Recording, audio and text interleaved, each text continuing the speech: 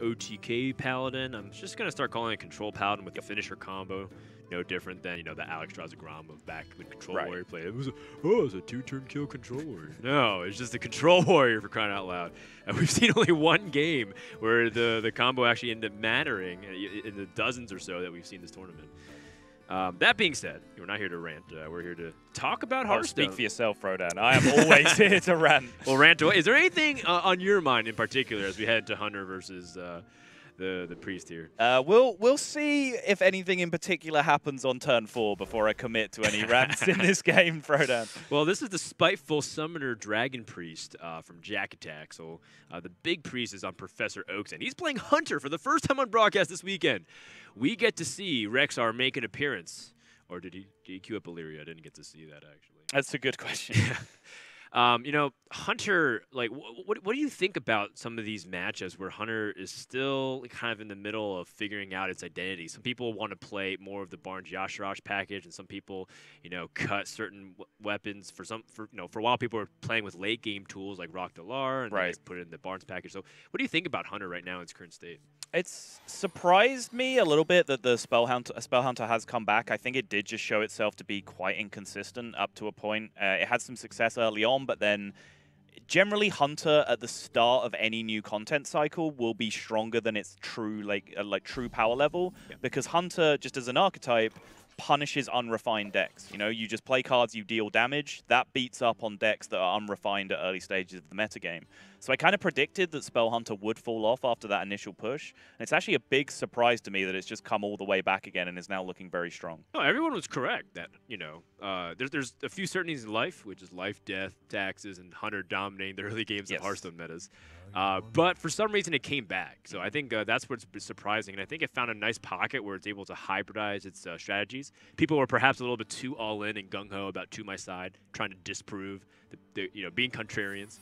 And because they're able to have reliable power spikes, not just through Bards and Yashiraj, but because that Spellstone, that draw was so important for ProfessorOak, assuming that the opponent doesn't wipe it out with a Dustbreaker. But summoning 4 wolves on turn 5, even 3 wolves, can be overpowering the board to the point where you just snowball to victory. And it's actually made the mulligan process with this deck a little bit more complex than it used to be. When I say this deck, I'm talking about Barnes Yashiraj Hunter, because this was a thing actually before Blizzard even printed the cards to support Spell Hunter as an archetype. People played this Barnes Yashiraj Hunter, sometimes with like 1 high main thrown in there as well. And the mulligan was very simple. You threw away your whole hand for Barnes every single game. Whereas with this deck, you actually have to weigh up the pros and cons of going for a Secret plus Spellstone start versus just jamming the Barnes early on. There's actually a lot more consideration to that kind of thing. This is still one of my favorite cards in Hearthstone that just came in ProfessorOak's hand. You know, apologies for just kind of tunneling on the Hunter, but it does seem like the Hunter is the star of the show right now. Deathstalker Rexar also gives Spell Hunter a lot of control options in the sense that you can play more of a resource fatigue plan, which you know, Purple and Firebat were talking to me about. They're saying, you know, Deathstalker Rexar can just be used to just drain control decks like Big Priest out of resources, because they eventually will run out of threats, and then you just generate 1 threat that sticks. News at 11. Firebat and Purple talking about fatiguing people in weird ways. Wow, I've never heard that before. Well, it's kind of like, you know, when you're doing a dissertation paper, you kind of cite your resources and other peer-reviewed scholars. Right. And my peer-reviewed scholarship for anything fatigue-related is always Purple and Firebat.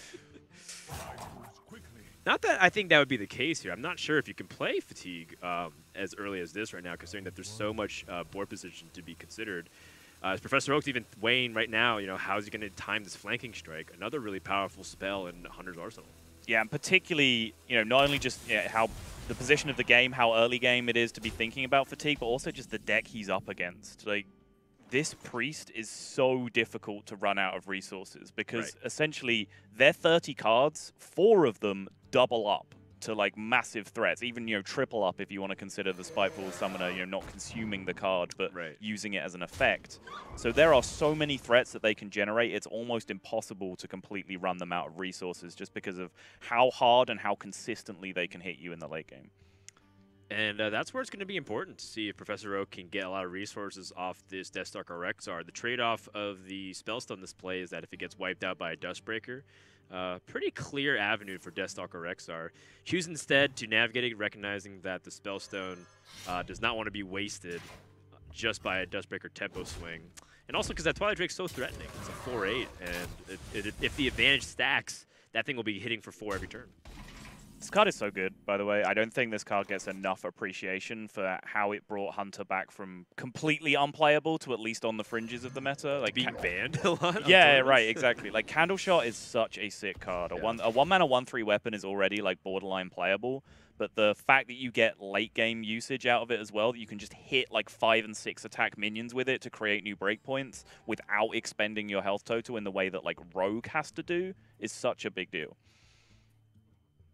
Well, you know, Deadly Shot, while it might look like, yeah, this seems like a good opportunity to go for a board clear, Deathstalker Rexar is the first thing that I'm eyeing always on 6, just because it helps generate the resources that your hand is lacking. And, you know, Professor Oak has a Rock Delar, but he's going to have to wait for a while to get his full Battlecry value. Yep. Because Barnes and Yashrash are still in the deck.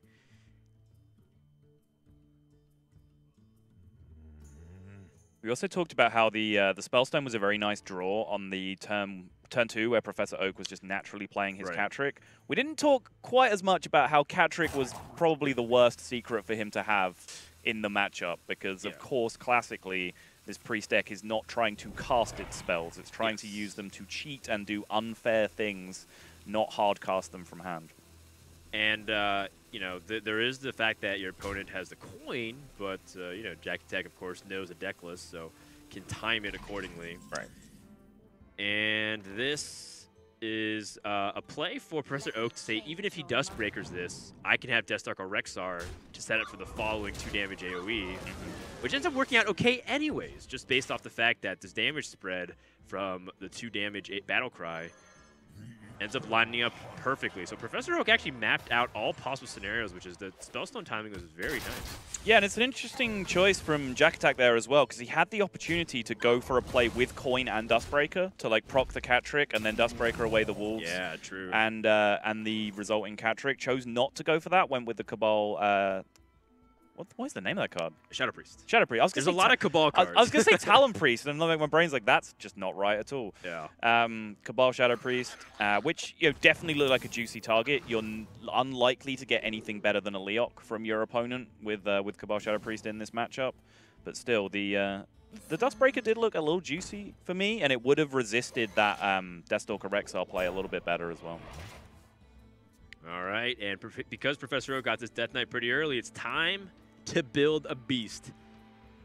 Dispatch Kodo, Ironbeak Owl, Jewel Macaw. Dispatch Kodo has a lot of interesting applications with Poisonous and a few other things, but it is really expensive, which is a risk if you don't get a cheap option. I think he did take the Dispatch, so the fact that Emperor Cobra did come up as the second one is a big pickup for you, as you say. If you're not sure how that interaction works, the Battle Cry part of the Kodo does take on the Poisonous effect, so you can just snipe any given minion with the Battle Cry.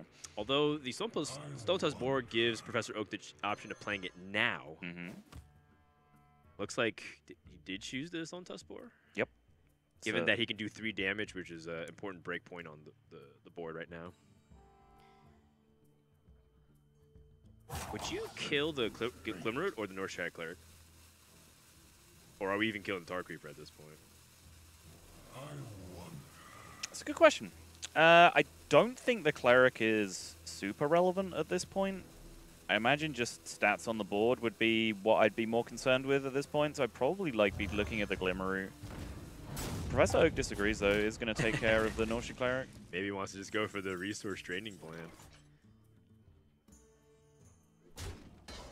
That was the first attack made, by the way, to face willingly by Jakattack in the event they can catch a different secret there. But now has 100% confirmation that it's cat trick. Right. I guess Professor Oak's thinking on the previous turn is that he hasn't seen a Spiteful Summoner or a Coin Archivist happen yet, so he's suspecting they're potentially not in hand, and therefore limiting the card draw will prevent Jakattack digging towards that, which does make some sense. No, that makes a lot of sense.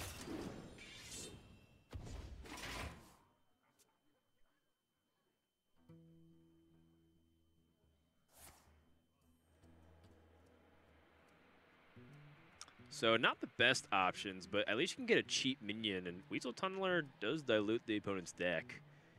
Unless you want slightly better attack with the Emerald Reaver. And generally, if you don't have a very good option, taking a cheap minion is okay, because then you power load the best second option so that you can fit it within your curve. Because now, if he takes a Weasel Tunneler or Emerald Reaver, he has up to 6 mana to find a beast to be playable this turn, assuming he wants to play that.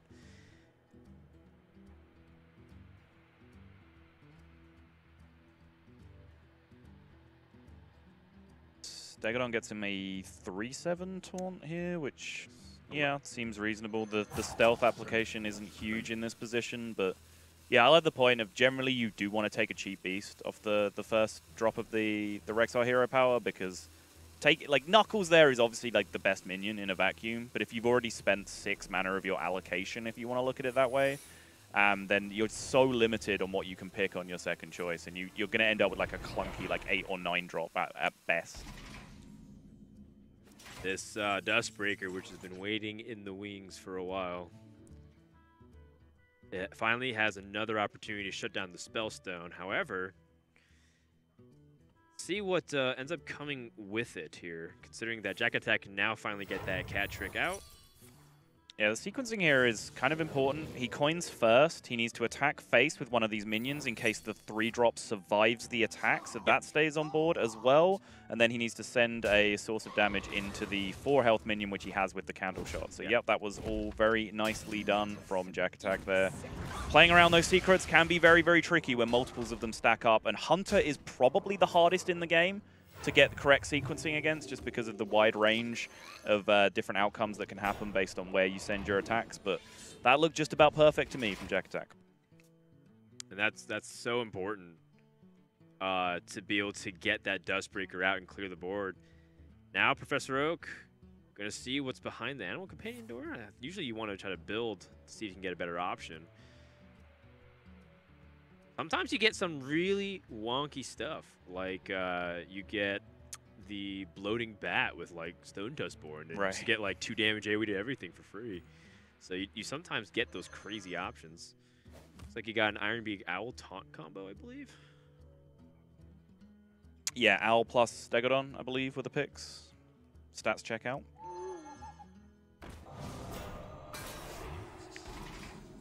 Nice little Aldor Peacekeeper effect. Silence pushes 5, 10, 11 damage right now, so about half the life of Professor Oak is hanging in the balance here. Alternatively, you can just play like Deathwing Dragonlord and say go, and then silence that thing next turn. You know? It's also true.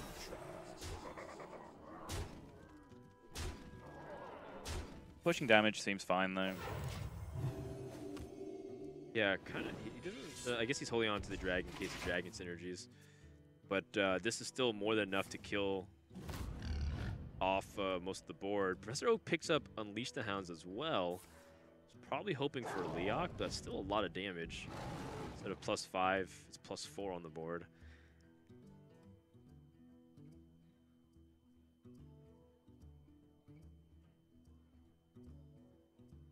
So he has, what, 10, 13, 14 damage to allocate, which is unfortunate because the 3 things he wants to kill all have 5. Yeah, he'll be able to remove off 2 of the minions, which means that there's still going to be 9 damage on board. Right. And yes, he can Deadly Shot for a better chance of killing one of these 5/5s. Yep. Yeah. Yeah, you Deadly Shot now because, as you said, you want to kill a 5/5. Gets it. Hey. Yep, might as well. It's free.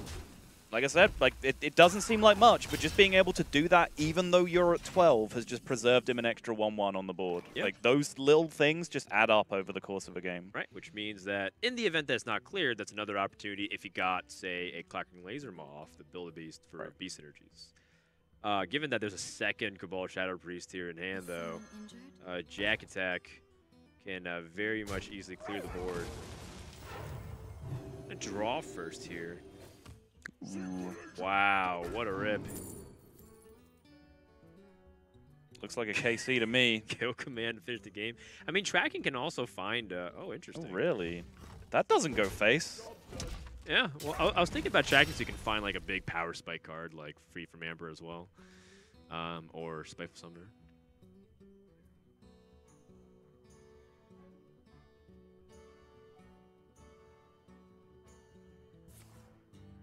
let's see what's behind the Build-A-Beast door.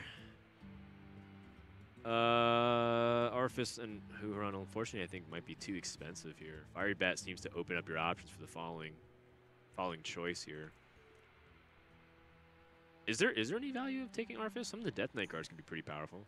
That's like true. Doom Pact. Yeah. Doom Pact might even get rid of Barnes. Then you can have Rock Delar to follow it up. Gastropod's pretty clutch. Yeah, Gastropod is like one of the hidden OPs of the combinations with these, because just you add the taunt poisonous and everything, and then if it's able to stack with something that high health like Silverback Patriarch, it's like, wow, this is a 2/6 that just like kills two things. Especially for hero power. If he did end up taking Fiery Bat off the first pick as well, he's resistant to that Cabal Talon Priest. Did it again, Cabal Shadow Priest. Love it. Oh wait, and the Death Rattle with a deal 1 damage. Yep. It also works that way too. Is Professor Oak turning the corner? It looks like he might be about to stabilize, but right on cue, Jakattack picks up his first huge play of the game. He's been essentially just playing without the entire reason his deck works and is effective this game. He's had no Spiteful Summoners and no Grand Archivist available to him throughout the game. And, okay. Wow. Interesting sequence there, how the Death Rattle resolves.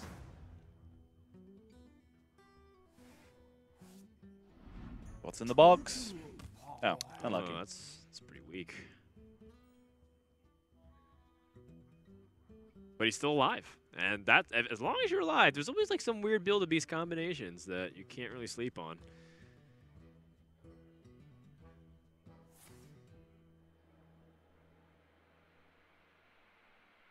Hyena is a thing. He will be making a trade this turn that kills a beast, so it's definitely a strong option. Yep. And you only can get beasts up to 5 mana anyways, so you can guarantee a spend of your mana. Ooh, Bloodworm. That's really appetizing. A lifesteal minion that continues to grow. It's actually kind of like... I think it's definitely the best option here, unless you want Carrion Grub just for like this better stats immediately. Yeah, the issue is that he makes a 7-drop, right? If he plays Bloodworm, and then he can't do anything else with the mana remaining, so that's probably what leans him towards a cheaper option, so he can start playing the secrets as well. That's also true. Makes sense.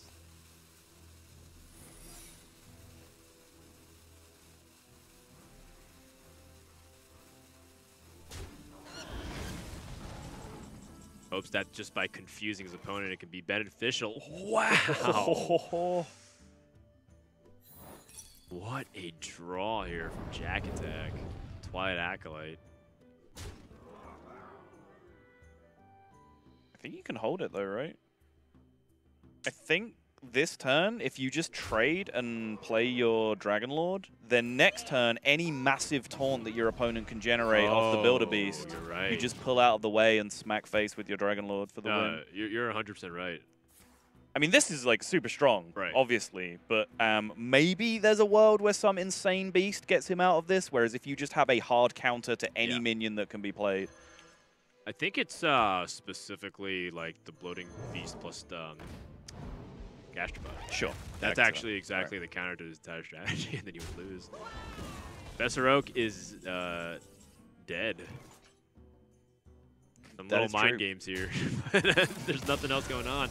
And Jakattack able to swing the board just enough times, but I gotta say, man, like he was maybe 1 or 2 cards away from maybe just getting exhausted of the resources. Yeah. But as I said, like, he played that entire game without any of his power spike turns, right up to that Spiteful Summoner, which low-rolled hard anyway. One of the worst possible outcomes then came out of it. So that was a pretty bad draw from Jakattack's perspective. It was a pretty bad draw from Professor Oak's perspective as well. But you can see that if the Priest deck is actually able to go off and line up a very strong curve, it would have put the beatdown through a hell of a lot quicker there, and you know, Professor Oak would have been struggling even more. All right, well, the Spiteful Priest was the best deck in Jakattack's lineup post-ban. Very good matchups across the board, so that's something that we expected to happen, whether it played against the Big Priest or the Cube Warlock. Now we start wondering whether or not Jakattack's Mage is going to struggle, because Mage does tend to have some of the problems this tournament. But in the matchups that it does win, it's against things like Warlock and the Big Priest. So the Secret Mage shouldn't be that bad, even though we kind of been downplaying it all tournament long. And the reason why we downplay it is only just because a lot of times it's been running into like mirrors, for example, and then running into like other matchups where it's supposed to lose, like the Paladins. Yeah, no, it's very true. Secret Mage is a part of these lineups very commonly because of the fact that it's an aggressive deck that you can play. A lot of people are just happy, you know, playing decks that keep initiative as opposed to control decks, but Secret Mage is the best one of those that you can bring for an anti-control lineup, because once they get to the point where the control decks stabilize, which control decks all do fairly early now, Secret Mage has usually already transitioned to a just burn you in the face plan, which isn't countered as hard by the things control decks are generally trying to do right now, which isn't just continuously heal out of range, it's lock down the board completely and just make you know, minion combat irrelevant. Absolutely. I absolutely agreed there, I think.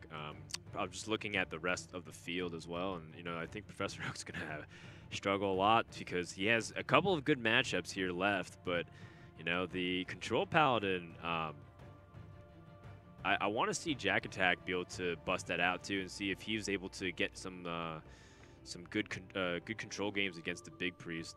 I think Control Paladin in tournaments too is something like really cool to watch, because it feels like these players don't even agree on how the deck list should be ran at 30 cards across the board, even though they bring it to the general lineups to beat the control decks. Yeah, there's a lot of discrepancy. I think, you know, the call to arms package is kind of the agreed upon point right now, but up until this tournament, we didn't it didn't even seem like people agreed as to whether you had the OTK package in there. You know, as we keep calling it an OTK package, it very rarely OTKs. The Beardo combo. Yeah, like the combo package. Yeah, exactly. Well, that means, like, for example, some people play Blessing of Wisdoms. Yes. And then this guy is playing adaptations, right. 2 of them. Yep. You know? Sometimes they play a 1-of. So it's definitely interesting. I want more data on what's actually good here. And then Ghostassa has gone like super combo heavy with his build. He doesn't have the late game tools. He has more cycle and like Potion of Heroism and Lanassa in there as well. Yeah. He's taken out, you know, all the Tyrians and Nazoths and all that madness. He's just going full all in on like drawing cards and cycling and comboing his opponent. So this is a deck that playing Deathstalker Rexxar is good for the resource and the constant threats, because Paladin doesn't have as many good single removal as they do big wide removal with like Equality and Consecrations. Yep. Their best single target removal tends to be like the big weapon, or if they're playing an Aldor Peacekeeper like we saw yesterday. So I think it's still really important to have the Deathstalker Rexxar. However, you don't get the luxury of playing Fatigue very often against a deck of this caliber. So ProfessorOak definitely has a passive clock here. Okay, here is my first official rant of the day, and it's Deathstalker Rexxar. I'm with you. I actually like this card a lot. I think it's a super cool design. I was very excited to try it out when it was revealed. But in every Hunter deck that has been successful, Deathstalker Rexxar has been in the lowest 3 win rate cards in those decks over time. And the problem is that you get into situations where, say you're playing against a control deck, you feel like you want Deathstalker Rexxar to keep going and just, you know, have resources and keep pushing. But the rest of your deck, because you are a hunter, is not about resources necessarily. It's about doing little pieces of chip damage and keeping up pressure and then finishing the game with damage. Deathstalker Rexxar is the complete opposite of that. It takes away your hero power, which is the complete point of Hunter. So I totally agree that in a spell deck, of course, you want Deathstalker Rexxar because sometimes you're just going to need some minions to play. Whether or not you want to take it this early as a tracking option when like Animal Companion was available, which would have been a ton of pressure, not quite so sure. It's true. I mean, who knows if the game ends up going long enough that Deathstalker Rexxar is relevant. And Animal Companion could be pushing damage that you might be able to just threaten the life total with kill commands that you have, you know, and you have extra damage to push. Right. Might be right, Sato. Reporting for duty. I just found it very strange. It's almost as if people didn't notice for a very long time, because a lot of people's deck building is now becoming quite dictated by kind of HS replay data and looking at win rates of individual cards in terms of what to cut and what to keep. And I kept looking at these aggressive Hunter decks that were coming out, playing Deathstalker Rexxar, and every time I looked, Rexxar was just the lowest win rate card, but no one seemed to be cutting it. It was always very strange to me. Often in situations like that, there is like an explanation outside of just the surface data as to why cards have a particularly high or particularly low win rate. It's down to like the context of when they get played and when they don't. It might be that Deathstalker Rexar is a card that very often only gets played because it is your plan B and your plan A has failed. You know, that's definitely a valid argument. But it's a very interesting point to me, honestly. The more I see stats like HS replay or just data in Hearthstone in general, the more I feel like it's a rule of statistics in general, which is the data or the correlation does not prove anything, it only proves what it's not. Yes. So yeah, correlation is not causation, right? Right, so the idea is I think a lot of the data, especially some of these win rate cards, it can just prove what it's not. But what it is that this is a great card to draw off the top because he had Rock Dalar and because you're able to summon out 14 power on the board. And guess what? Barnes on 6 is still pretty good. Yep. It's not a Charmander this time, but it is a Charizard, and he'll take that just fine. What's the Charmeleon? Shadow Essence, if you will, right? Sure. Yeah, let's go with it. Ouch! Wow. Oh, man. Desperate times calls for desperate measures. Yeah, this is a time where you're like, yeah, I don't think I'm going to turn into Deathstalker Rexar. Right, exactly. You have double kill command. Like, this is just Hunter Plan A right here, right. You know? And I just wonder whether an Animal Companion might have done the job. Obviously, Barnes into Yasharaj is what's going to have done the job here, and the pick-off tracking proves to be rather irrelevant in the long run. Yeah, I think Jakattack might just have to do some makeshift ways to survive through adaptation. Beardo double adaptation, yeah. Yeah, and that's kind of what the deck has. You know, the deck has the ability to have the beginning of the combo. It's very front-loaded with Barnes Yasharaj, and then it kind of draws out its survival over time using things like Rock Dalar and Rexar for resources. It's kind of like an opposite of a control deck, even though it does play a control game plan. And that's it. It's the finishing combo as early as turn 6. ProfessorOak ties up the series. Yeah, I didn't get the taunt off that Beardo at the end, but it would have been relevant. It would have been all academic. The double kill command was available to just go straight through the taunt anyway, plus the damage that was loaded up with the Rock Dalar in the first place. So at the second port of call, the Spell Hunter, the Barnes Yasharaj Hunter, does pick up the win. Of course, the big difference between that game and the last one is that in the first one, ProfessorOak drew Yasharaj and he lost, and in this one, he drew Barnes and he won. And this is a big win for ProfessorOak as well, because Control Paladin's best matchup in this entire head-to-head is the Hunter. So that is very much an important win here for ProfessorOak if he was going to remain competitive in this series here. Control Paladin still can get a win off the Priest, but against the Cube Warlock, it can definitely have some fits of trouble if it gets some combos off. So that's going to bring us to game number 3 here. And, you know, I mean, that really wasn't much of the spell action here for ProfessorOak. And like you said, it was really about the minion pressure. And we'll see whether or not he's able to follow that up here, as he has yet another Barnes deck with the Big Priest and Cube Warlock. Did you go through that phase where you tried to put Barnes in every deck because you just thought it was a broken card, and then you thought, like, oh, every class should play it? I did, yeah, briefly I did, especially when the game was full of like really strong death rattles for a little while, like, but you know, before things like Sylvanas were rotating and other cards like that were available. Barnes did just look very, very appealing as just an option to pull out stupid broken death rattle things. But yeah, there is a deck building sacrifice to the card, and I think what's interesting is that over time, people realized that actually making more of a deck-building sacrifice made the card better. Yes. Initially, people tried to do it, you know, making the minimum sacrifice that you could. You know, like what's the right amount of quote high rolls that I need in my deck? Well, it very quickly became apparent that the correct answer to that is all of them.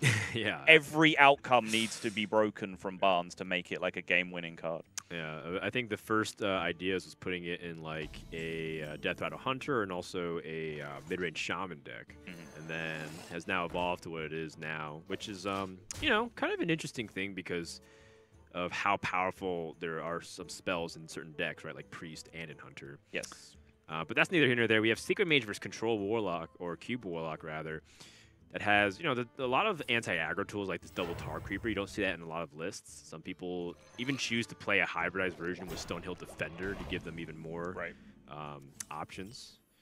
And speaking of really good options, Aleneth will give you tons of them. Glyph makes sense here. Some players might be looking at this, being tempted to just deal with the Tar Creeper and push through it, but if you just leave it there for a turn, it's a 1/5 on your opponent's turn, it can't challenge your Mana Worms, and then on the following turn you just clean Fireball it and push through with maximum damage from your Mana Worms.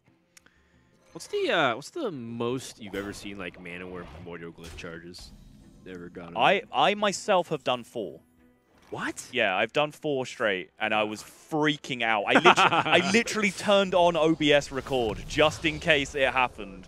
But yeah, I got to 4, and I haven't seen any more than that happen. If you have deck trackers, you should save that replay. Yeah. It could be like a world record. That's like the next speedrunning thing at AGDQ. How many Primordial Glyphs you can get in a row.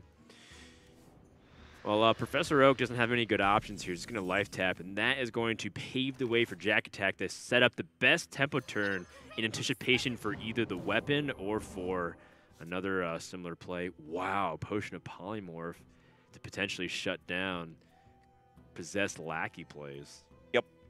It's a great time to play it. 5 and 6 are the problematic turns. If you play it on 5, it means your opponent can't just curve out the Possessed Lackey. More importantly, they have to play a minion on 5 to break the Potion of Polymorph, even if they then want to, on 6, do the Possessed Lackey Dark Pact immediate proc. So it's a great time to drop it down. Dude, I'm impressed with Jack. He honestly plays pretty well. I've had some question marks about him, and we've been presenting him as kind of this casual, laid-back character. But he knows what's up. Just Sorcerer's Apprentice, dump your burn. You're gonna play Aleneth on the following turn.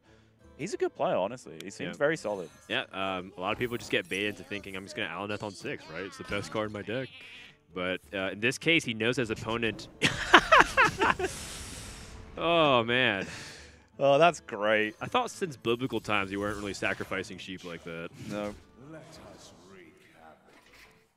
Well, that's going to be a lot of burn coming into the hand of Jakattack. Oh, the second Possessed Lackey, though. That's huge. The Spellbreaker is available for Jakattack, but as I mentioned... Unless it gets Doomguard. Yeah, unless the Doomguard comes out, which actually would have been a little better for ProfessorOak, ironically, because it would have prevented this 3 damage being pushed.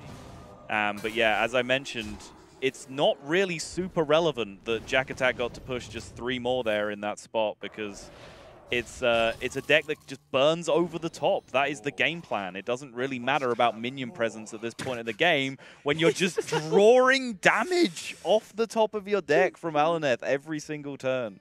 Just look at Jakattack, man. We promise he's not smug, guys. This is not like a BM face. This is just a chillin' face. Oh man, I don't even know how to respond to that, honestly. Neither does he.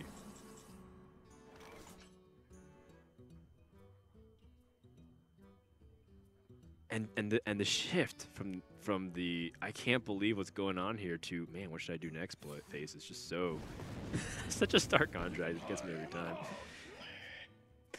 Yeah, he furrows the brow, he thinks about the line, and then as soon as he acts, the eyebrows just go up. Yeah. There they go. There they go. Right there. Oh. And now we're back to just being generally amused with life. States. He has fun. Oh man, and it must drive players who take it really seriously intense crazy to go up against him. I don't know if I can go up against Jakattack in tournament. I think it would tilt me off the face of the planet. Doesn't have any more dark packs, so even if he drew the cube, or even if he cubes here, actually no, the explosive runes actually works out really good. But unfortunately, not going to be enough because Pyroblast will end the game. So even though ProfessorOak mounted a counteroffensive, just 1 turn away, unfortunately, from being able to swing the game back in his favor.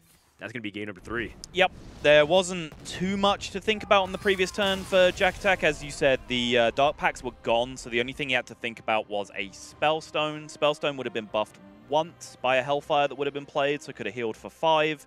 That would have taken ProfessorOak back up to 9, so Jakattack had that all covered with the Pyroblast finish. Frodad is just grinning at the screen right now, looking at Jakattack's reactions to all of this. I gotta study this, and then I have to do this next time I play in a tournament, just to, because I'm just I'm having fun, man. And then the other opponent's just wow, you're so BM. But, you know, when it all gets is said and done, when you talk to Jakattack, he's just a very relaxed guy, and I can appreciate that. And even Professor Oak, too. He's definitely seemed like he's having fun. And it could be the fact that these guys are guaranteed top 3. So a win here guarantees them, you know, top 2, but it's not like it's a terrible position compared to losing early in the tournament where you get to like, wow, I have to win 6 more rounds now in order to even get to the top 4. Yeah, double elimination is the tournament format that I personally have the most experience with. I come from a fighting game background as my main competitive gaming. That's pretty much just the one and only format in that community. And getting to winners finals of a tournament is such a great feeling because you feel like your work is done so early. Generally, the winners bracket is done first, as you're seeing here, and then winners finals is played, and then the lower bracket is resolved. So as soon as you get to winners finals, it's generally like halfway through day 1, and you're already feeling great about your tournament performance. And it is so relaxing, and I think you see that playing out on stage there with those 2 players. All right, well, we're having a lot of fun here for the first 3 games, but when we come back, we're going to find the conclusion of the winners bracket finals here at ACT Sydney.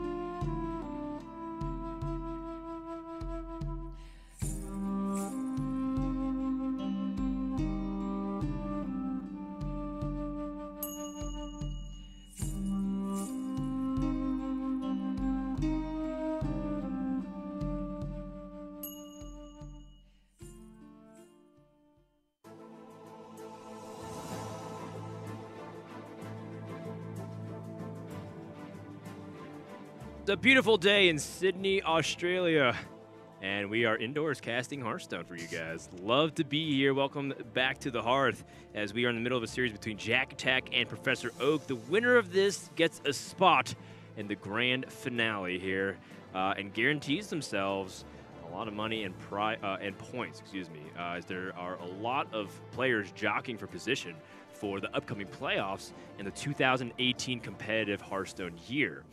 Professor Oak and Jakattack also both from ANZ region, which is why we're kind of talking about tour stops and their function to promote local talent as well as invite the global talent that was already established. Yeah, this particular event went above and beyond, though. The way most tour stops are working is that there are separate qualifiers for local region players and then a global qualifier that anyone can qualify and then fly out to the event. In this event, obviously, the local APAC qualifiers were all won by APAC and ANZ players. And then the global qualifier, they just went and did the same thing. They all won that as well. There was one representative, Hot Meowth, that came through the global qualifier. He was unfortunately eliminated on day one, which means this is a purely APAC and ANZ dominated now event. That's right. That's right. And now we're going to see whether or not they can go all the way. And it's actually been the case where the tour stops, and we've mentioned it a couple times, and we're going to probably mention it a few more times today, but a hometown hero has won every single tour stop so far. All 2 of them. All 2 of them. The greatest of sample sizes. Yeah. In typical Hearthstone fashion, we take a small sample of personal anecdotal evidence and claim it as a general rule. Yes. All right, well, this matchup, the Control Paladin versus the Cube Warlock here. Control Paladin can struggle a little bit, but, you know, it's got some good opportunities for shenanigans. When you have those dirty rats in hand, you might be able to mess things up for the Warlock. Yeah, it's interesting. Normally, the dirty rats aren't in this deck to be disruption tools. You know, like teching in Dirty Rat when Quest Mage was popular, for example. That's not why they're here classically. They're here because they're 2/6s that you can pull for free off Call to Arms. Yes. But in this matchup, having them as disruption tools in your hands, you can actually activate the Battle Cry, might actually give you a slightly better chance of victory than just pulling them out as 2/6 stats on the board. Just, you know, pulling out the cubes with no Battle Cry and all of a sudden making the combo potential significantly gimped is a huge step in the right direction here for Jakattack. But he also just has like a pretty decent curve too, with the Loot Hoarder Stonehill into follow-up plays or even search for more plays with a second Stonehill Defender. It was interesting watching Ghost Asa because, you know, this isn't a great matchup for Control Paladin by any means, and Ghost has a very clear target Warlock strategy, and he has the Beardo Paladin as part of that. But the way he built his deck changes so much, with like the King Mukla in there to burn cards from the opponent, Cold Light Oracles, all kinds of madness going on in his lineup just to punish particularly the massive hand size of Warlock. It clearly changed the matchup so much. You watched it play out. There was just nothing that Warlock could do. Tried to play Mountain Giants. He had Aldor Peacekeeper to neutralize it. Like, there's none of that in this build. This is a more standard build from Jakattack. He confessed it's basically just a net deck build that he picked up from Shoop and thought looked cool, started jamming. So no particular targeted techs at the Warlock. You can just see the humility in that too. A lot of players be like, no, you know, I figured it out and I knew it was good. And then he's like, nah, this is not even my doing. You know, he's giving credit to someone else. That being said, Professor Oak, I think he's also catching on to some of the things that are important in this matchup. He had an opportunity to maybe just drop a Doomsayer, set up a very clean weapon, instead choosing to Defile and save the Doomsayer perhaps as anti-Dirty Rat tech. But we'll see what ends up going here with this Doom Guard. Now that he has an opportunity to actually use the Carnivorous Cube early if he wants to guarantee it, but I don't know if it's actually that good right now. There's so much roadblock in the way, and then you might just give up a huge burst combo potential here, and your opponent clears the board. I think it's fine to just do it. You know, Paladin, once you get to the stage where you've made Doom Guards out of your cubes, those Doom Guards are going in the pool, right? Like, Paladin can't prevent that from happening. So then your Gul'dan does get to the point where it is a massive amount of damage in the late game. The big danger is that you lose your cubes. Sorry, that's not the easiest phrase in the world to say. Without activating the Battle Cry in the first place. So I imagine in this matchup, although I don't have a ton of experience, you do just want to get through, start generating some Doom Guards as quick as you can. Yeah, I don't know how important the Void Lords play a role in this this matchup. I can't imagine they're actually that great. Right. Just maybe for sturdiness if you want to, you know, be better against the AoE clears. And I do like getting the cube out for those aforementioned reasons, just being able to get that battle cry guaranteed. Mm-hmm. Do have Blood Reaver Gul'dan in your hand. No silence effect, by the way, in Jakattack's list, so no rush for ProfessorOak to get on with the Dark Pact.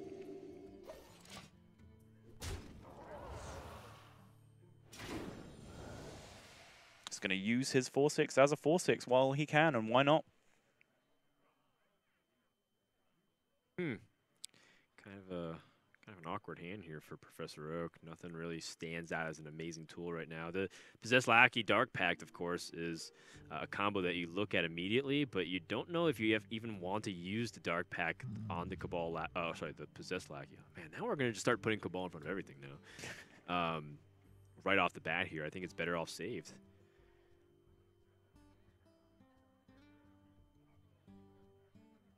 It's a tough turn. ProfessorOak's decision not just to slam the Dark Pact on the previous turn is actually really smart, because even in this weird, tense board situation, the fact that he's just able to attack with a 4/6 this turn makes his options just so much better across the board. Instead of just, YOLOing through to those Doom Guards and essentially, wasting the value of a 4/6 minion, which is something people often forget about with Carnivorous Cube. Right.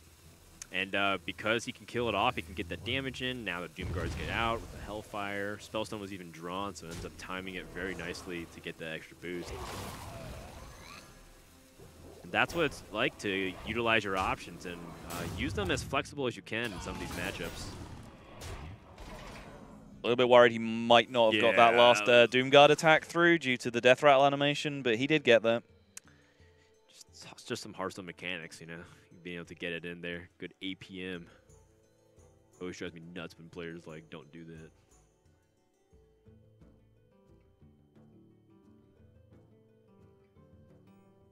So obviously in Jakattack, his eyes, he's trying to minimize amount of damage as possible, but one cube has been used, so the amount of burst is limited to 2 additional Doom Guards at the moment, assuming that ProfessorOak drew one off at the beginning of the turn.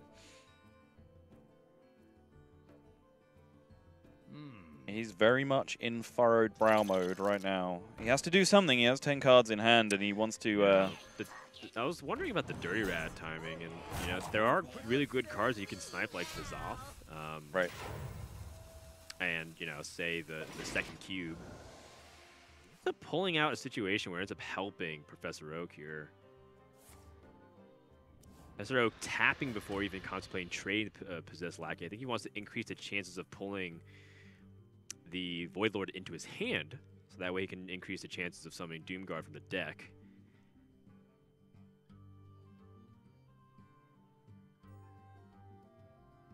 So one of those Spellstones deals 5 right now, one deals 3. One got buffed by the Hellfire on the previous turn, one was only just drawn freshly this turn. The 5 damage Spellstone is pretty useful at this point, just to take care of the Dirty Rat. Allows them to just keep pushing a little bit more damage with these Doom Guards.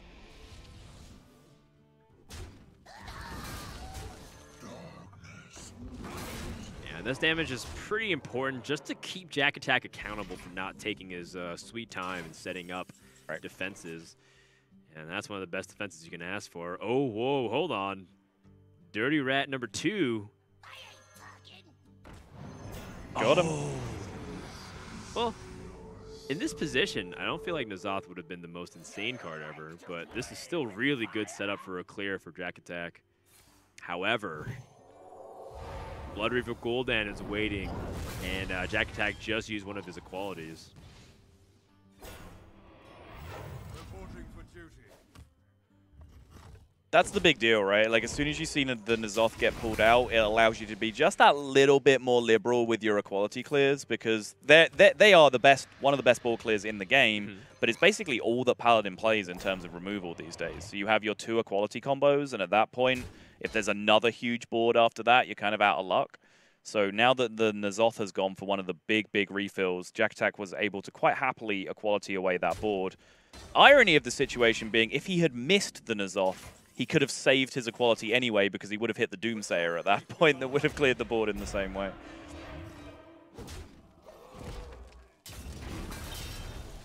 All right, well, let's see what is the Blood Reaver Gul'dan going to summon back here? Is it going to be beyond a board, or is it guaranteed that he gets 3 Doom Guards? It's guaranteed 1 Void Lord. If he kills everything, he's guaranteed 1 Void Lord, 3 Void Walkers, 3 Doom Guards. Ooh. That's 10 damage pushed. And the way the damage can be loaded onto the Tyrion allows you to have one of the Doom Guards push past the Tyrion. It's pretty tempting, but I like that Professor Oak is thinking about it at least before snap calling it.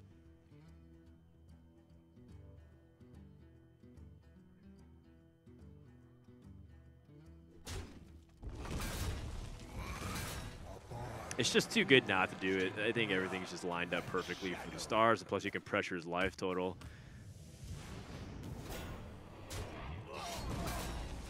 And the Control Paladin does struggle in the matchup for this very reason, and even if he drew a quality, it wouldn't be enough. Tyrion can be summoned back within the Zoth.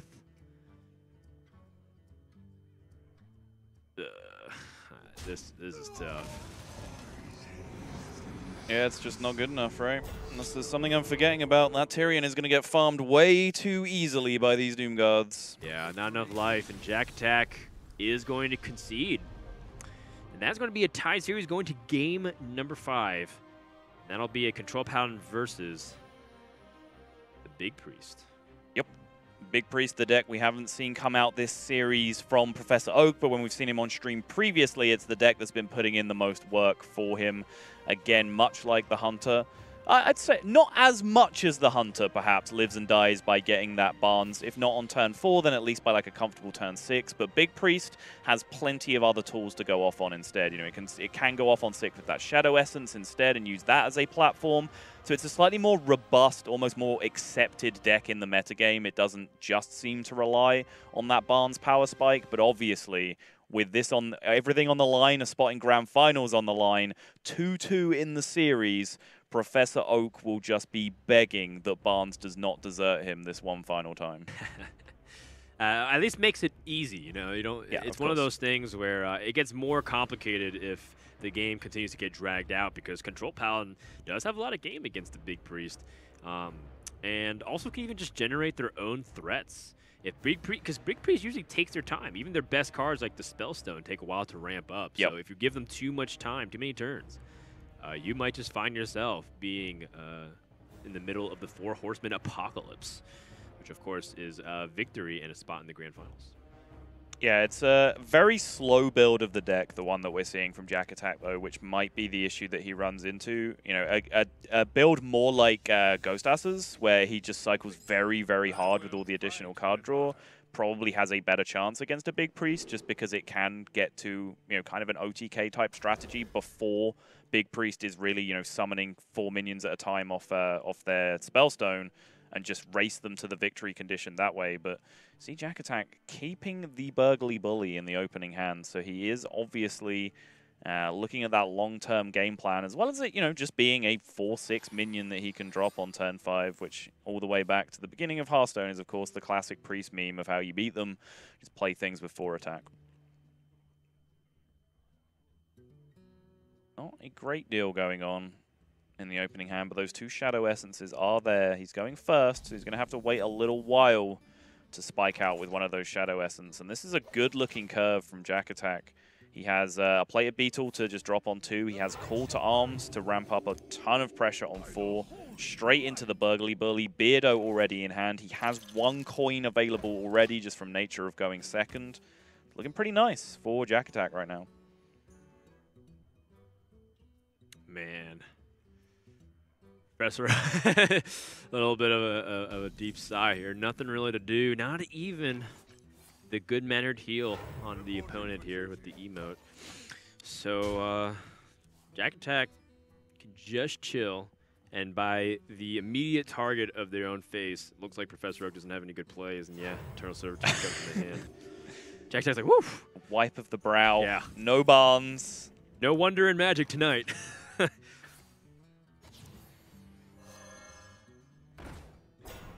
That'll do, Pig. Yeah. The interesting thing about like the Call to Arms summoning Loot Hoarder, though, is that you do give targets for things like Potion of Madness. It's true. To give your opponent some plays. Shadow Word Horror being an interesting choice as well, given that you can just clear the board. But Spellstone is your best tool just to win the slow games. He already has that pint size in hand as well, so the Shadow Word Horror is such a powerful removal option. But as you say, his hand does very little at the moment. Having that Spellstone available to him as he goes through Shadow Essence and then Eternal Servitude in the next couple of turns is very, very appealing as well. But how does he ever answer this board state if he doesn't take Shadow Word Horror? He's going to be taking 8 to 10 damage every turn. He has no removal in hand. Well, he has the ability for Shadow Essence to pull Yashiraj, which can pull a Obsidian statue, and all of a sudden he has board dominance. That's true. So he can rely on just the natural tempo and use his health as a resource to buy himself some time. And the Spellstone will at least get upgraded once because of 2 Shadow Essence. Yep. And the Eternal Servitude. I like it. Yeah, just throws out the Shadow Word Pain using the spot removal that he has with the lack of AoE, just minimizing a little bit of damage, take care of the 2/6. But here comes that boy. Burgly Bully is not what Professor Oak would have wanted to have seen. Of course, he would have been able to clear this with the Shadow Word Horror, but it would have given over 2 coins in the process, so cannot fault him for just going with his natural plan of developing huge minions. But now, Jakattack does have OTK potential available to him. He does by getting the second coin. Now he just has to find the Death Knight, because if he does not find it, it stays the 30th card in his deck. Or even potentially worse, if it gets burned somehow because he has too many cards. That can be a real problem. Right. Because Jakattack will have this Burgundy Billy still alive.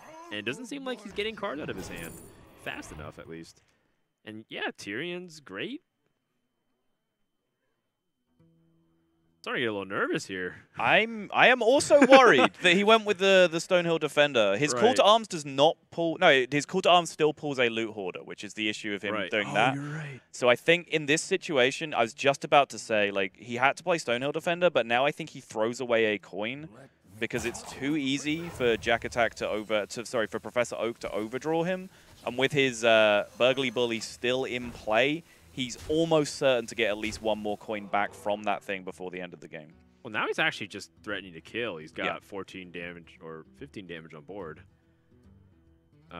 So Doom Pact could be what some oh boy, Professor Oak is thinking about, but he's gonna burn 6 cards in his deck, and then Jakattack doesn't even have to win through maybe the combo anymore. Instead, he can maybe, if Professor Oak burns all of his minions, maybe he just wins off of the fatigue or resource plans. if like, say he burns Yashiraj, the Lich King, one of the Obsidian statues, and then that's it. There's like no more minions left. Right. And then he just has like the Spellstone and the Eternal Servitude, and he has enough removal for that. Yeah, and of course Spellstone can only resurrect different minions, so it doesn't matter how many copies of one minion you've put in the pool, the Spellstone will not summon 4 different copies of the same minion. And in that case, maybe it's a blessing in disguise that Professor Oak has Ysera, because then he can get minions off Ysera. Oh boy, here we go. Ooh. That's fine. That's fine. That's a problem. That's a problem. Okay, no minions. All right. That actually went pretty well for Professor Oak, all things considered. Yeah, and Jakattack, of course, has escaped unscathed. That weapon is inconsequential, to say the least.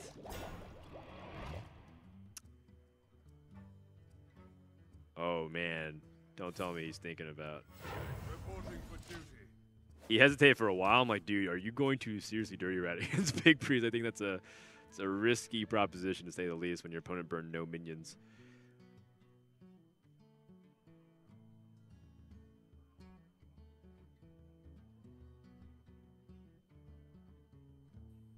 So this is just a waiting game now. Honestly, like, Professor Oak is now the player that is obligated to be the aggro. Right? As strange as that sounds, he's behind. He's the player that's been pressured the entire game. But now, Jakattack has stabilized to the point where the game is solvable for him. He has 2 coins in hand. His Burgly Bully is not in play anymore, so he doesn't have to make weird plays to prevent Uther being overdrawn. He just has to wait for Uther. That is literally the game for him. So now Professor Oak is the player that's obligated to set up a win condition for himself. Yeah, there are scenarios when you're playing as the player who has the Lich King cards, or Death Knight cards, rather, is that there is this like weird scenario where I might be able to get Death Grip and steal a minion that's crucial for a combo. So you're looking at Antonidas against Quest Mage or Auction Master Beardo for the Paladins, but Beardo's already in the hand too. So I'm thinking that the last option here for Professor Oak in terms of that kind of disruption is to steal a Dirty Rat, and then Dirty Rat the Auction Master Beardo out and kill it. But that's a very elaborate, that's super niche, yeah. 1 out of like 300, 400 chance to happen. And it's one of the like really interesting design choices of making the Death Knights, quote, hero cards and not minions like we have kind of existing precedent with Jiraxxus, for example.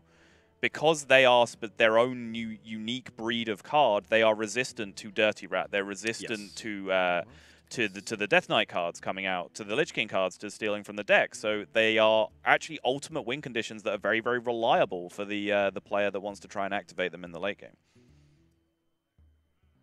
Yeah, well said. Professor Oak has to think also about, you know, his life total too, because that's a decent amount of pressure on the board, and there are ways for Paladin to, you know, just add a slight amount of burst. You're looking at like Tarim and the Rallying Blade, which actually pushes, let's see, 12, 15 damage next turn. So it's kind of sneaky.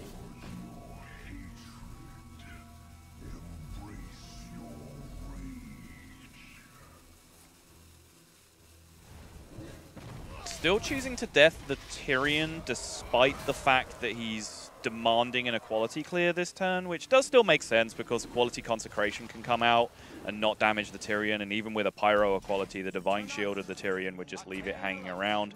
That is not how that interaction is supposed to work, Professor Oak. Yeah, and because he's had the Spellstone readied up, right? So that way he can immediately just revive whatever 3 big threats went down. Yep. But Barnes not exactly the big threat here. Wait, Barnes hasn't died. But only 2 minions have died, Lich King and the Yashrash. Yes.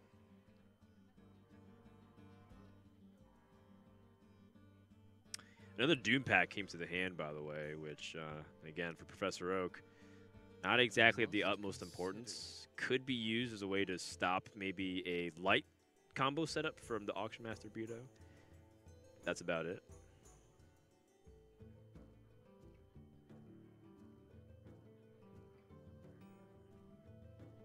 This is a tough spot, man. Professor Oak seems just as lost as we might be here, and like what's actually the best setup here, because he wants to find a way to pressure the Paladin, but the Paladin hasn't even needed to use an equality yet.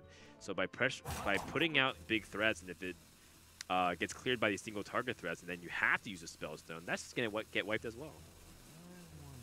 It's really rough, and I honestly do think people who play Big Priest at a high level, like in tournament metagames, do kind of get a bit of a bad rap, because as you were saying, you know, the Barnes on 4 does make games easier, but the games where that does not happen, situations like this are so difficult to navigate. Like your hand never really does anything elegantly when you're playing Big Priest. You're really kind of like doing one thing per turn and trying to compete with an opponent who has much more fluid plays a lot of the time.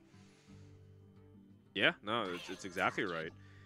And now that is a full clear. Especially after the Spellstone that got ramped for the middle stages of the game. That is extremely painful for Professor Oak. Not going to seal it completely just yet, but it's starting to look really grim. Jakattack is looking like a couple turns away from going to the grand finals.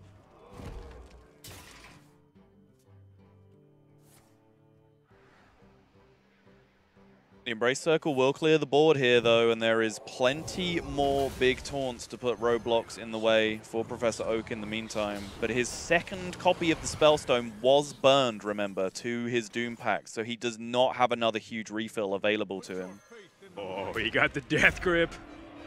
But, you know, it's like the problem we're talking about. Now he just might lose his straight up value and tempo. Yep. His ability to continue to revive these threats is rapidly running out. Yeah. And as I said, like, Jakattack is pressuring right now enormously, but he doesn't even have to be. If he loses all his pressure at some point, if Professor Oak stabilizes, that's totally fine. Like, Jakattack is still in a comfortable position to just wait out his Uther win condition. I just want to see the Dirty Rat dream. Granted, it can go disastrously wrong because of the Ragnaros Light Lord. That's true. You mentioned him just like straight up death gripping the Dirty Rat. You didn't mention him doing it through a Stonehill defender and then picking a Dirty Rat off the Stonehill defender. That adds a lot of math to it. That's way too early to do. Oh, it's Cthulhu Priest. Cool. I like the implication that if it was mid-afternoon, you'd do that map no problem, just straight off the top. Yes. All 99 of my IQ points are ready, but only after lunch.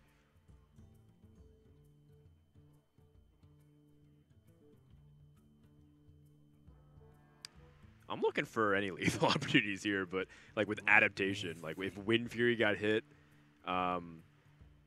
but I don't think it can because you can't Wind Fury Tyrion and get through everything efficiently enough. I think you'd be like 1 damage off. You would be, yeah, you'd be 1 damage off in a couple of different ways. Right. 1 damage off connecting with face, or 1 damage off if the Silverhand recruit could attack for 1 more and kill the Stonehill as well.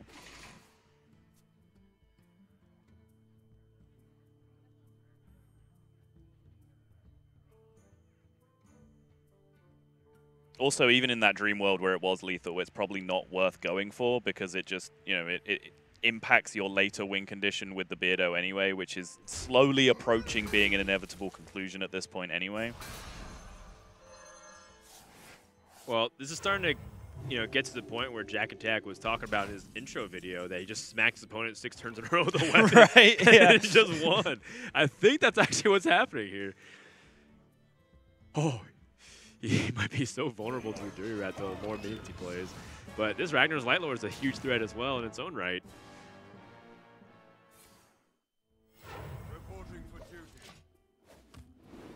And also, here's another thing. ProfessorOak is almost out of cards. He's got very few cards remaining in his deck. That's another way to clear the board. How many copies of Greater Healing Potion does he play? He plays 2. I know one at least was burned to the Doom Pact. I'm not sure if the second one is still available. Right.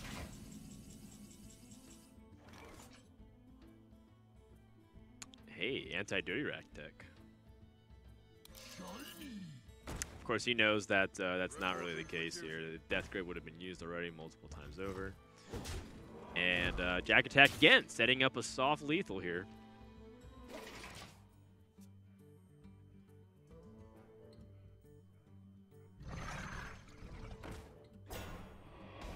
Statue comes down, and now the second natural copy of the Spellstone is picked up. He had 1 in hand from Shadow Visions, 1 got burned, so that is his last, large board state that he can generate at this point.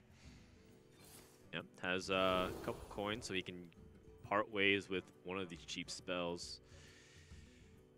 Does not get the Poisonous. If he got Poisonous there, he could have hero-powered, poison through, and then you tried to attack with the Burgly Bully. This gives him an opportunity as well, though, to connect more damage to face with the Rallying Blade.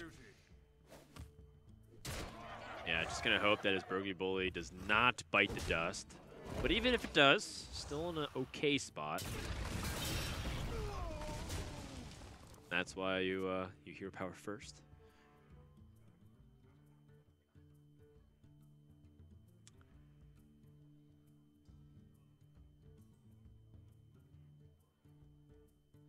Not many cards left, so even though you have an Army of the Dead and Doom Pact here, I don't know what ProfessorOak really can do. Doesn't want to destroy the rest of his remaining cards. Crucially, ProfessorOak does not have... Jakattack doesn't have that second equality clear available to him, though. So little does ProfessorOak know that he could, get pretty much very close to threatening lethal himself if he can upgrade that Spellstone and then jam it out at some point in the near future. And I think that's what he's trying to set up here is how do I play spells most efficiently that I can at least get myself some kind of counterpunch win condition with this Spellstone number 2. Yeah, I don't think Yashiraj even pulls anything. I think it's just the ship 10-10. I think you're right, yeah. So it's not even the best amount of tempo. Plus, your opponent can just kill you if you're if he draws another weapon. Oh, it's so tough. Get a Spellstone first, gets a Psychic Scream, immediately tosses it back and buys himself another turn. And getting closer to upgrading that Spellstone. Hello. Yeah, that's exactly the card you're looking for. Jakattack, seeing that Psychic Scream off the Shadow Vision, says there's you know, obviously he doesn't have it in hand. No, Jack, you're good. You're good. You're going to draw 2 cards off the loot hoarder. You're fine. He was thinking about throwing away some coins there just to be safe, but no, he's chilling. You're okay. Oh, man. Doom Pact here is so bad. You're losing the rest of your deck, and you're starting Fatigue with no actual win condition in sight. And there's now 15 more points of damage from Tyrion that you have to worry about from the Ashbringer, let alone the state of the board in the first place. Just gonna accept the Tyrion damage, I guess. Yep. Unless he wants to Doom Pact now for 1 card. What?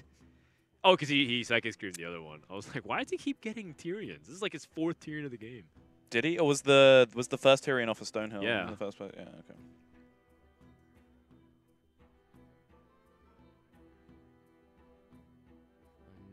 ProfessorOak is just so deep in the tank right now. He's just trying to work out any way this game ends in his favor.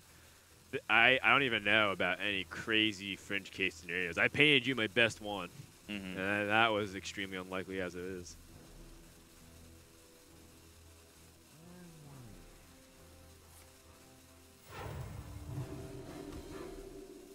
He is working towards a big spellstone now, though. Yeah, we're not playing Burgly Bully anymore. That's not happening. +3 attack. I'm down. +1 Tyrion. He knows that there's a second Scream remaining in the deck, and that ProfessorOak can draw it. There also are Death Knight cards that ProfessorOak hasn't used. Could be things like Death Coil, Frostmourne, which obviously is one of the logistic problems. Scream again. Yeah, but yeah, I guess if ProfessorOak is okay with screaming this one, he will play Spellstone that's upgraded on the next turn. Right. And the other way round doesn't really work out for him, right? He's not going to want to scream after he Spellstones because he needs his Spellstone minions to stick around on the board and win the game. Right. In the best case scenarios, he actually can get some resource generation cards that could maybe bail him out. If he summons back the Lich King, Ysera, and an Obsidian Statue to keep him alive through Fatigue. That's the winning combination, I think, for ProfessorOak. So I think that would be the last series of outs. Right. And, you know, hypothetically, Ysera can just keep bouncing Tyrions with, like, Dream, and then Lich King helps you develop with cards. But I'm ready to call that as, like, a 1 in a million chance that it happens exactly like that. He's going to scream. How many cards exactly does Jakattack have left at this point? Because it's got very messy between 2 Call to Arms, which draw loot hoarders, and then ProfessorOak putting cards back in his deck, and then he just Nazoths but more loot hoarders back and draws cards. Like, he could have 2 cards left or 10 for all I know. Like, I have no idea. Oh, it's a Greater Healing Potion. That's actually really crucial.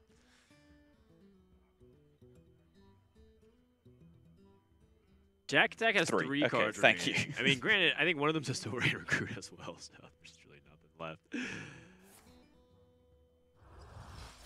So at most, he just has to survive 4 turns. Yes. Right? And then he wins the game. Guaranteed. Every single time. Where is the Death Knight? Oh my gosh. Just play Tyrions until you win. That's the game plan, all right? Forget the Death Knight. Oh, if you play a Tyrion every turn, you're probably doing okay as a Hearthstone player. I haven't seen these many Tyrions since my last game of Wildfest Arena.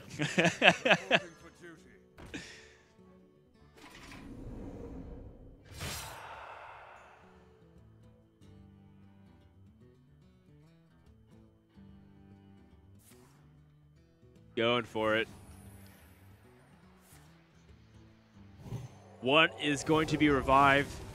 Wants a statue, wants Ysera. Nope. No resource generation, so what he has to win, but equality is guaranteed if it wasn't the Death Knight. And Jakattack can pretty much ride this train all the way home. He can just play Fatigue, just keep away. Yeah, that statue is going to change the maths a little bit. The fact that the Death Knight now is exactly the last card is somewhat problematic for Jakattack, because that is a ton of damage coming through and an Obsidian statue that is going to heal up just that little bit up to 16. There is a 10-1 that's going to be able to connect with him. Oh, man. I like, with that landed on Tyrion, like, how does that change things? Right. But I don't think it does. Or does it? Well, the fact there's no removal left for Professor Oak and Jakattack knows that. His 1-1 competes with a 10-1 now, yeah, right? So that's the big upside for Jakattack in this position. So there's just another 10-10. There's just this last 10-10 to deal with, yeah. Okay, this got way closer than it should have been, I think, because that was the last card. Right. Wow. But now just, you know, the lifesteal and the extra armor is going to stabilize for easily that 1 turn he needs. Yeah. And Jakattack can choose to finish this any way he would like. He can just swing away. Professor Oak might see that the game is solved and concede, but hopefully he's going to let Jakattack go out in the blaze of glory that I'm sure he wants to do and set off that Exodia combo.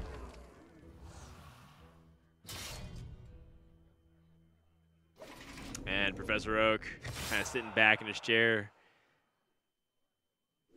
A great job getting here to the winner's final. Still guaranteed to the top 3. But Jakattack will move on to the grand finale. What a nice guy. He even gives over the last coin. What a guy. And the shades come out from Jakattack.